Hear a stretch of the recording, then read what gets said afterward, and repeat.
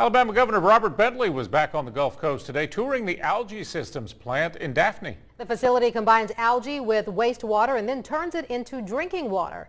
Local 15's James Gordon joins us now with more on the governor's trip. James?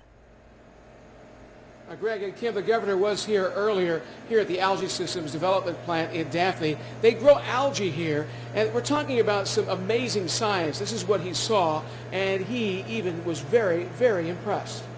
At first it was all handshakes, then it was on to the greenhouse for an up-close look at how to grow algae. Algae that's used to turn wastewater into clean drinking water. They've been doing it here in Daphne for 2 years now, and now it's time to show it off. We're demonstrating on a small commercial scale exactly what we can do on a large commercial scale, and that's where we're going next, is to produce a 1 million gallon a day plant or larger elsewhere in the world.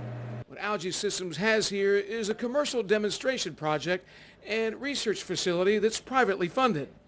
Part of the process requires the use of Mobile Bay, and thanks to a waiver of the state's subsurface leasing fees, that's how the research here is made possible. For this company to expand, the state of Alabama would have to drop those lease fees like they do now so that it can do research here.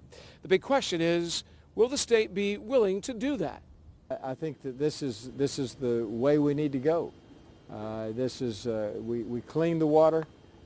We also produce products that we need. The governor says if the science is there, he's on board, adding that keeping companies like Algae Systems in Alabama is important to him. I'm sure the legislature could help us produce better incentives, and we're going to be asking them to do that in the next few months. Algae Systems says the future may be brighter now, because even Washington has its eye on what's happening here in Daphne. We have just announced that we have received a $3.2 million grant from the Department of Energy to study our renewable fuels in a way to make them efficiently, effectively, cost-effectively, while still meeting fuel standards.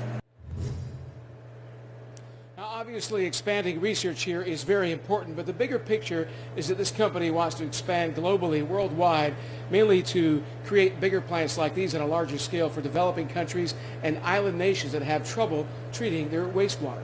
For now, we're live in Daphne. James Gordon, Local 15 News.